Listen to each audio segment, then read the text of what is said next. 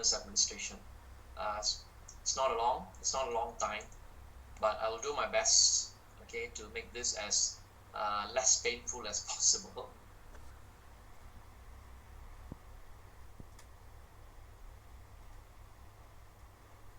Okay, now let me see what I can do. Okay, now the interesting thing about this program is the name itself. Okay, Commonwealth Executive Master of Business Administration. If you were to Google this program, you will find that in entire Malaysia, there's only one institution that offers a program with this name. It is not like a typical MBA program because it is slightly different because of the design of the program, the origin of the program itself. So I'll be going through slightly some of the information related to where the program came from, how it was created, and into the nitty-gritties of the program itself before I pass the mic over to my fellow colleagues. Now, the first question people usually ask is why do they want to do an MBA? Okay, and this is the common response given. You can actually find this in most career websites.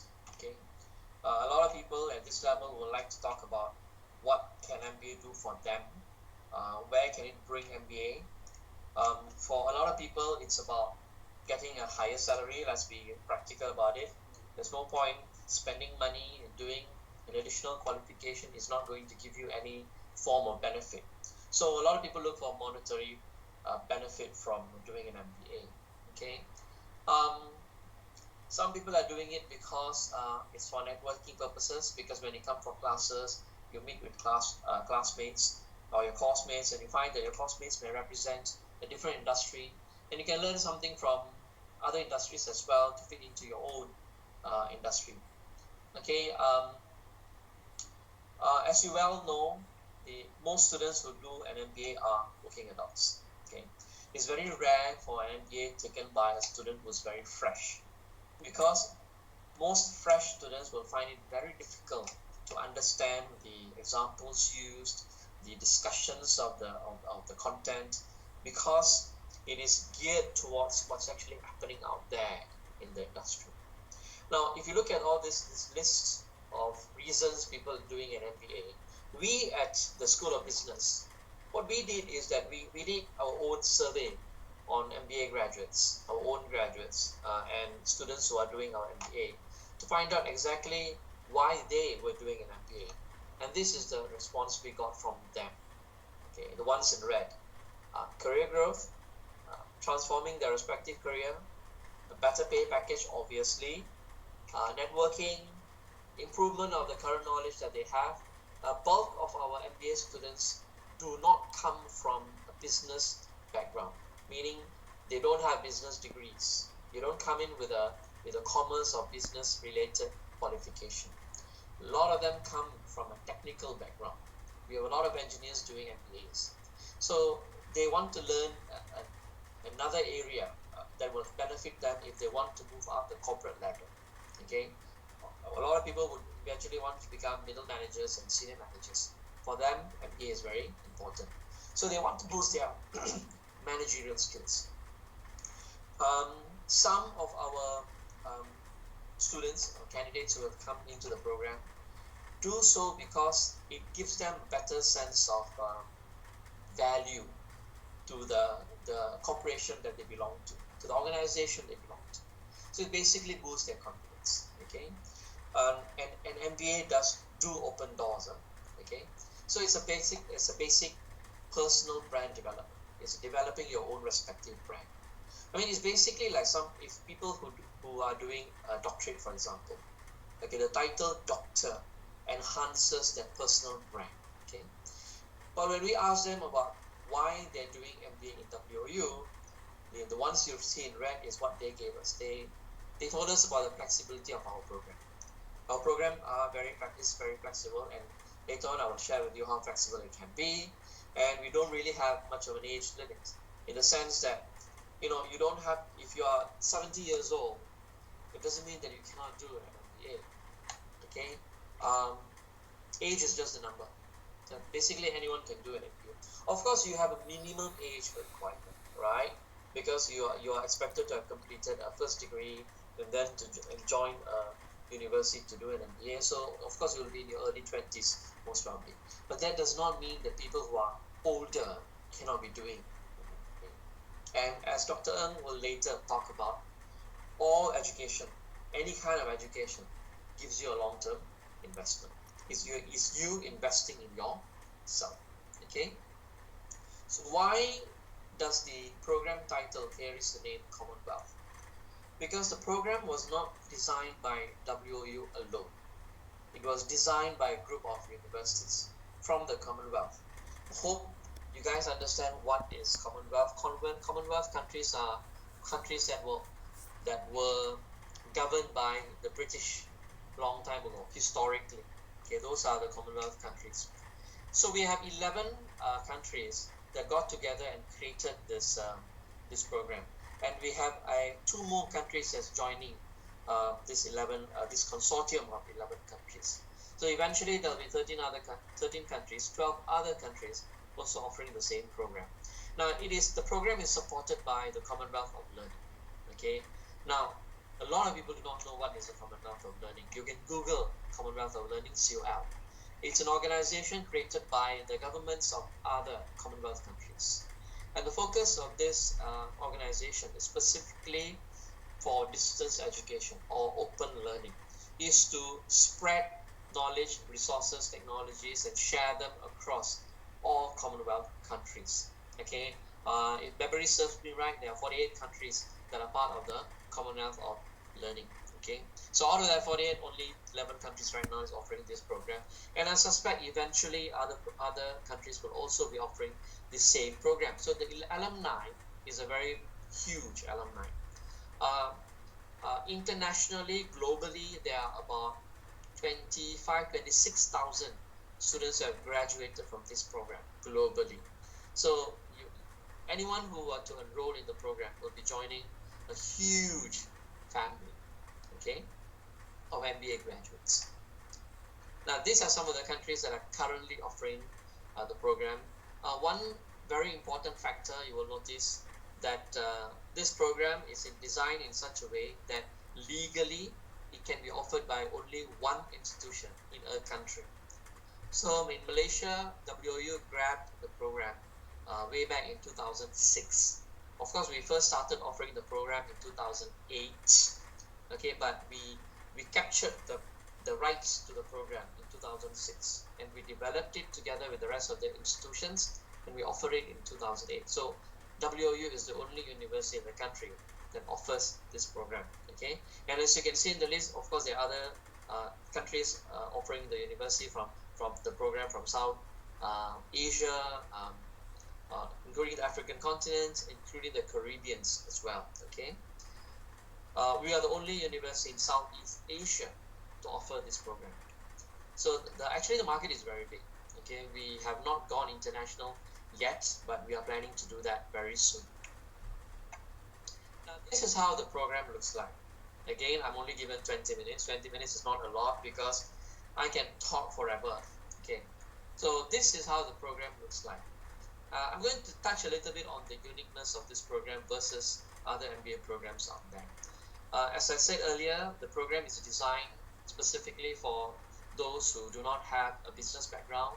So some of the courses in the core courses that you see listed is basically to give you that basic understanding of business. Like number 2, management in organization, is to give you a basic understanding of what business is all about. Number 7, marketing management. It starts with the basic of what marketing is. Not many people know if you come from a technical background or from the sciences. Okay, number 8, accounting and finance gives you very basic accounting, basic finance knowledge. Don't worry about the mathematics. Don't worry about quantitative courses, because the program is to train you to become a manager, not an operational employee. It's for tactical and strategic purposes. Okay, it's to move you up in the corporate ladder.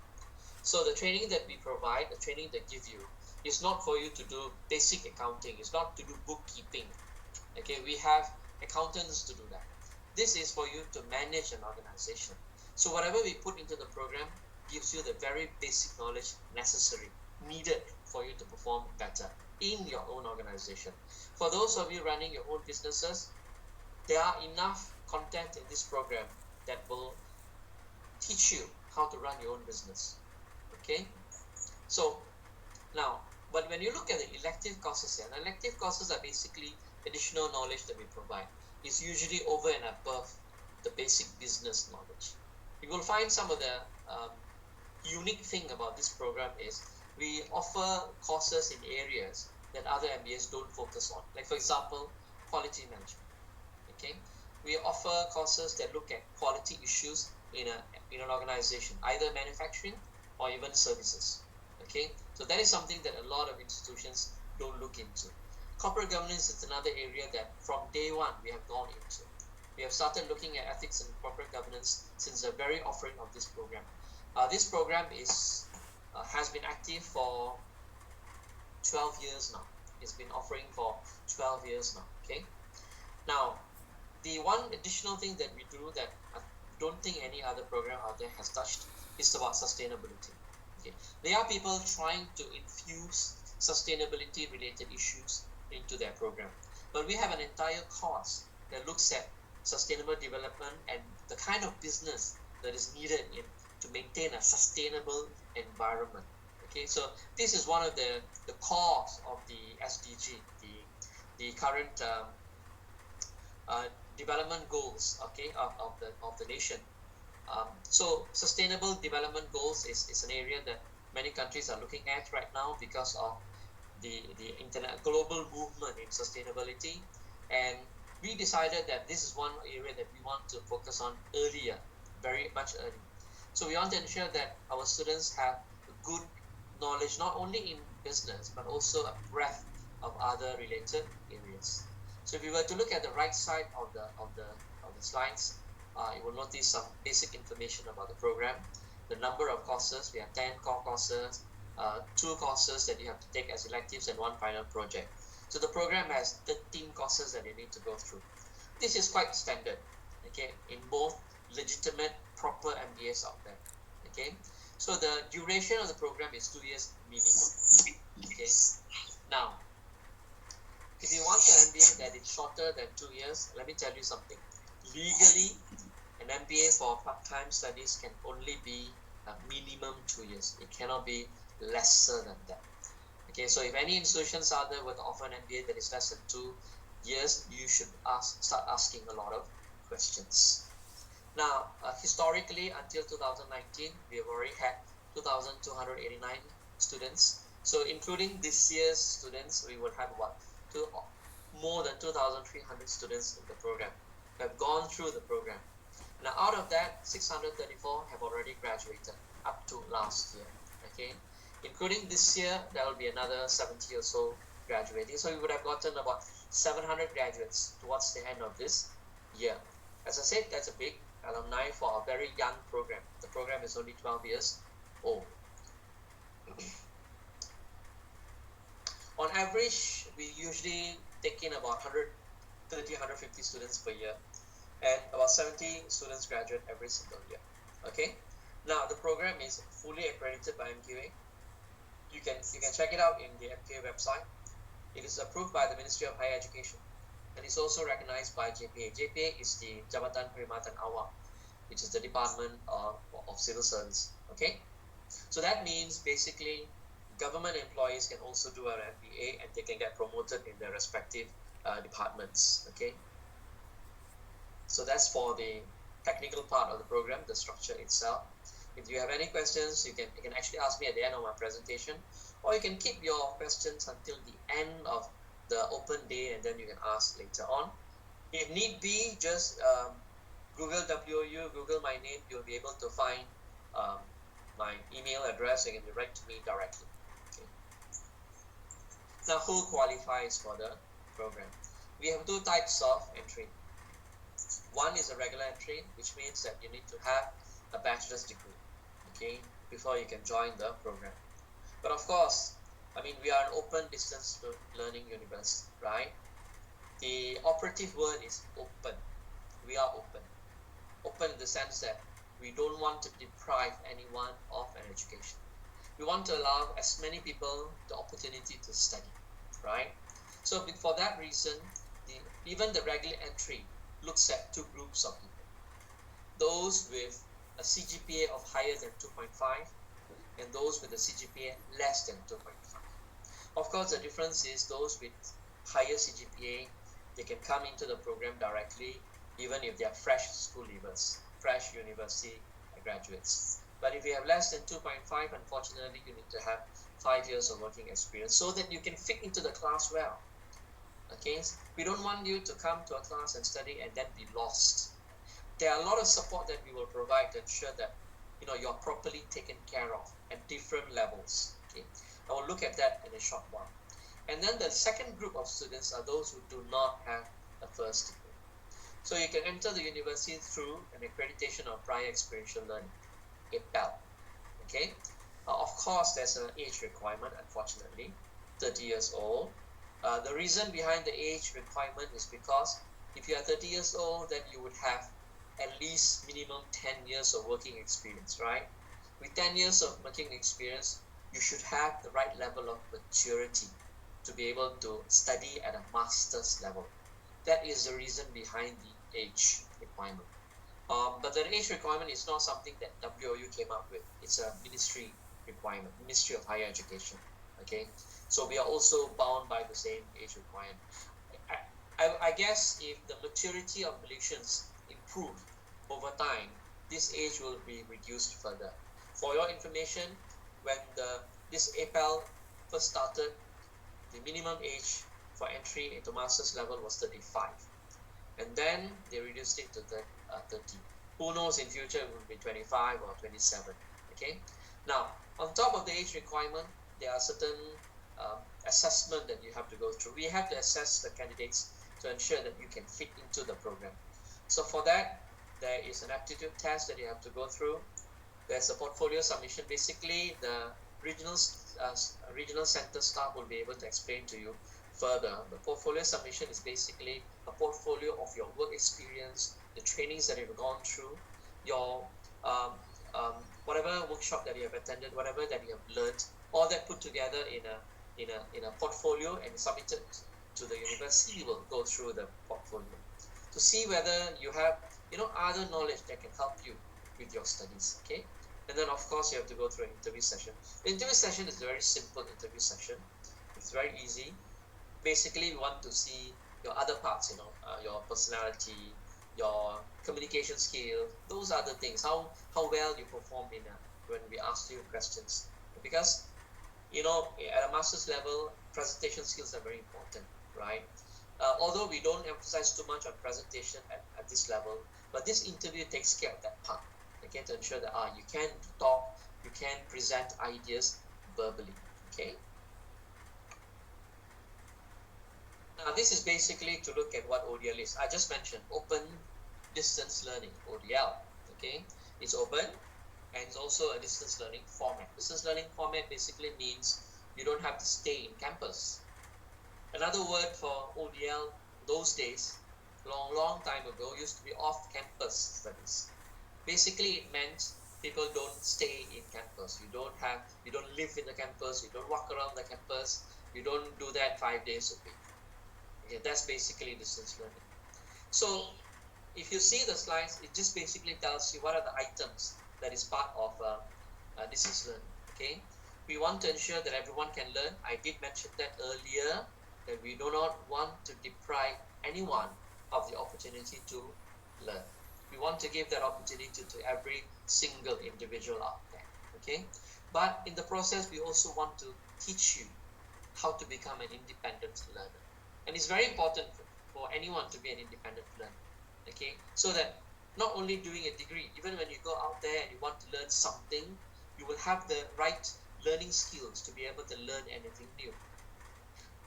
You will be surprised that the most satisfying learning experience is when you can learn something yourself instead of having somebody else explain things to you. That sense of achievement is heavenly.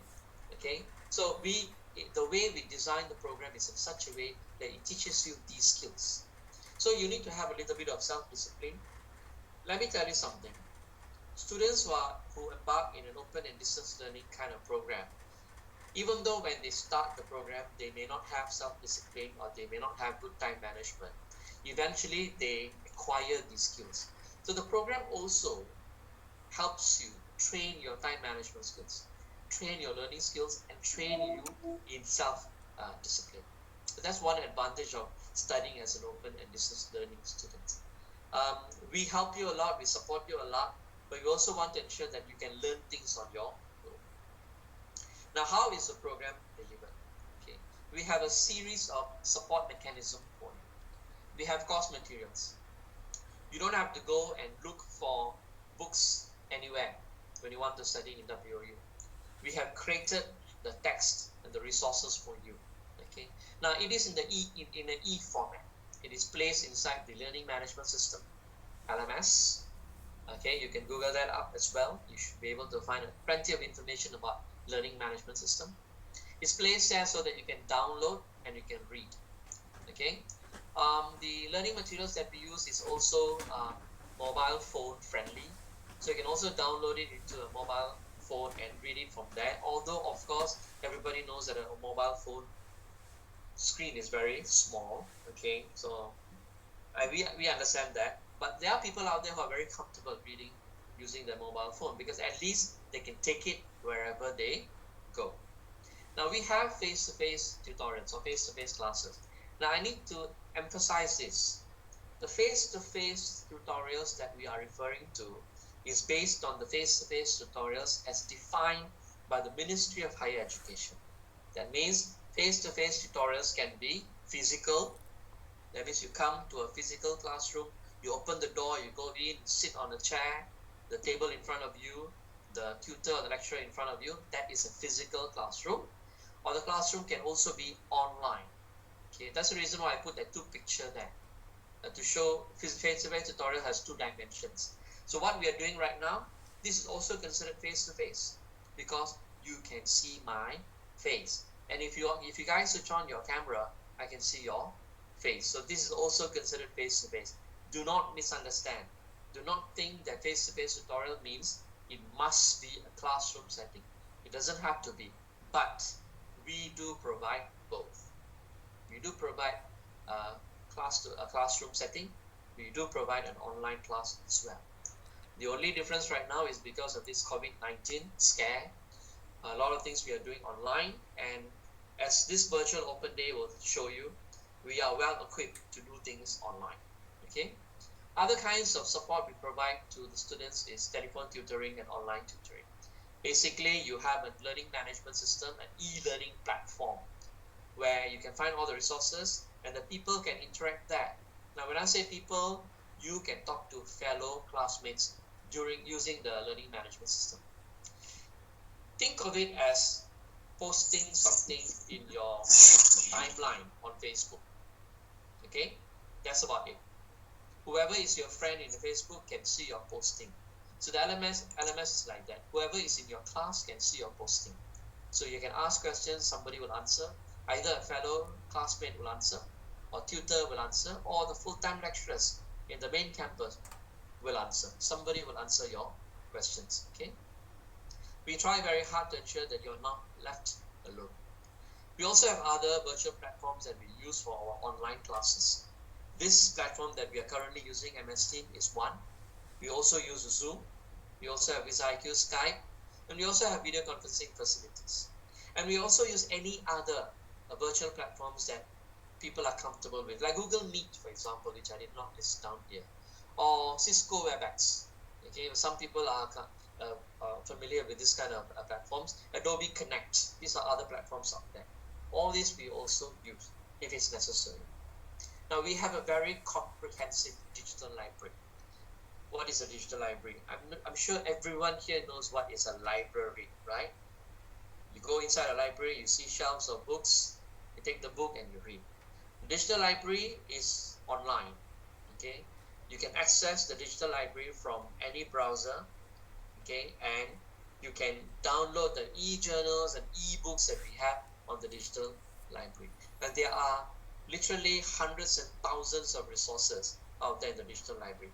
Enough for all fields, all kinds of programs that we offer. Even at the MBA level and PhD level, the digital library is enough to provide resources for all.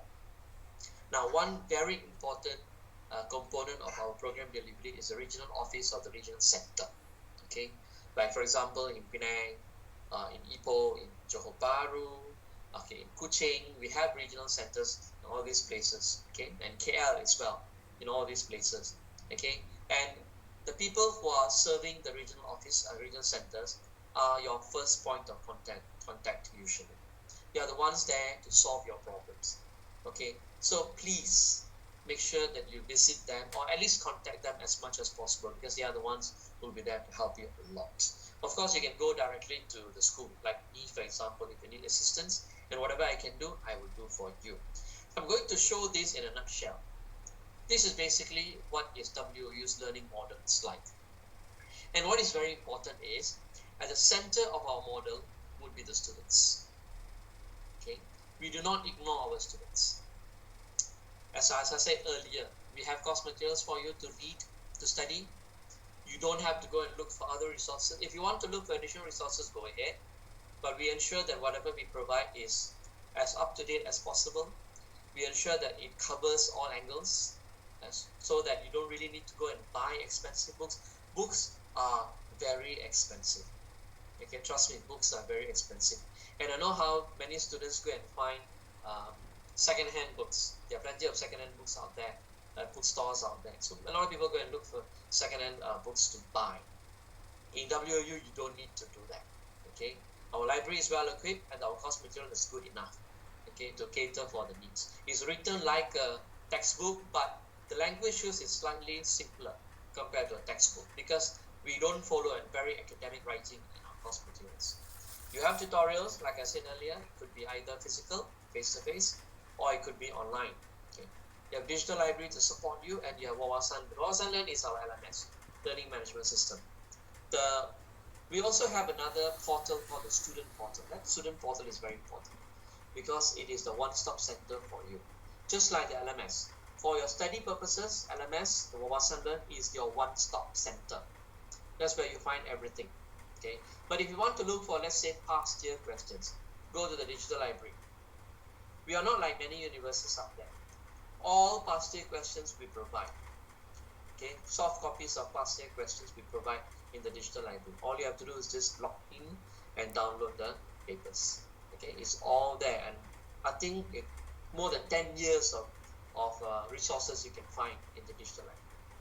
As I mentioned earlier about the regional center, they are very important to ensure that you guys have a very good learning experience, and you can always interact with other learners.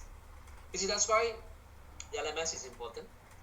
That's why in some cases there are courses where we have WhatsApp groups set up by learners themselves. Very important. Okay, you can communicate with each other using the WhatsApp group. There are people out there, what they do is they meet frequently at the campus. Now when I say campus, the regional centers are also in a way campus, right? So you can always meet up on a Sunday, on a Saturday. If you're not working on even a working day, you can meet up in these regional centers to have discussions. There are libraries in all regional centers, including the main campus. We have a big library in the main campus. You can always book rooms. You can always come to the library, sit there and chat. Okay, these are all services and support that we provide to all our students, regardless of whether you're a first degree student or you're doing our doctorate. Okay, going to move. I didn't want to talk so much about the assessment exam, because you know why? People are always scared of exams. When they talk about assignments and exam, people get scared. Yeah, so I don't really want to mention that, but everyone is always curious about, okay, how would I be assessed? So I still need to talk to you about exam. Okay, it's just that the only difference is, if you look at the picture there, you will not be overwhelmed with exams or tests. Okay, because the way we assess our students is very clear. The 16, 17 courses that I listed just now that you saw, some courses have exam, some courses don't have exam. Okay, and there's also a final project. Final project is compulsory. You cannot run away from the final project. Okay, now courses with exam, You have 2 assignments to do, and you have 1 final exam. Now the 2 assignments, this is our model. The 2 assignment is designed in such a way that you pretty much have between one assignment and another about 2 months to do the assignment and submit. Okay, because we have very specific deadlines, and the deadlines would be given to the students very early, even before the semester starts. Okay, the timetable for the exam is given to students, is made available, not given to students. Don't come to the regional center and ask them to print up an exam timetable for you. You can actually find it in your student portal, exam timetable. Okay, please be digital. Okay, be digital. Use a lot of digital resource. Okay, so that your technical skills will eventually improve. Use your student portal or the portals that we provide as much as possible. So the timetable is provided very much early. In fact, we provide our timetable 6 months in advance. Okay, so that students can prepare for the exam 6 months in advance, because you're all working adults. That also means that, your exam could be on a weekday, on a Friday. You need to apply for leave, right? So we want to ensure that you have all this information very early. And I think I can guarantee you no other institution in the country does this. Excuse me. Even other ODL institutions in Malaysia don't provide exam timetable that early. Okay, so courses with final exam, you have an exam, unfortunately, 2 assignments. The exam is 3 hours, only 3 hours. So don't worry, the 3 hours will finish very fast. Okay, of course there are a couple of courses in the program where there are no assignments, no exam, sorry. So, but for courses without exam, you have 2 assignments, and it could have a presentation. Okay, it could have a presentation. There's a reason behind the presentation, because we also want to ensure that you don't outsource your assignments. To a certain extent, the quality of the courses that we provide is extremely important for us. So we don't want you to end up, plagiarizing, outsourcing, getting a brother or a sister to do your assignment for you, or a friend to do your assignment. So we embed a presentation so that we know that it's your work, right? So last thing is the final project. And for the final project, we will assign a supervisor, and that person will be with you throughout the project until you submit. Okay, and we are very experienced project supervisors. I personally am a project supervisor. Okay, so I supervise project students regardless of where they are. Although I am stationed in Penang, that does not mean that I only supervise students in Penang. Currently, I supervise a student in Penang, one in Kuching, and one in JB. Okay, so we do provide the support that you need. Why WOU then? As I mentioned earlier, the program is designed by experts across the world, okay, across the Commonwealth. Our course materials are state-of-the-art in the sense that we do periodically update them. It is designed with a certain instruction design in place. That means it is designed for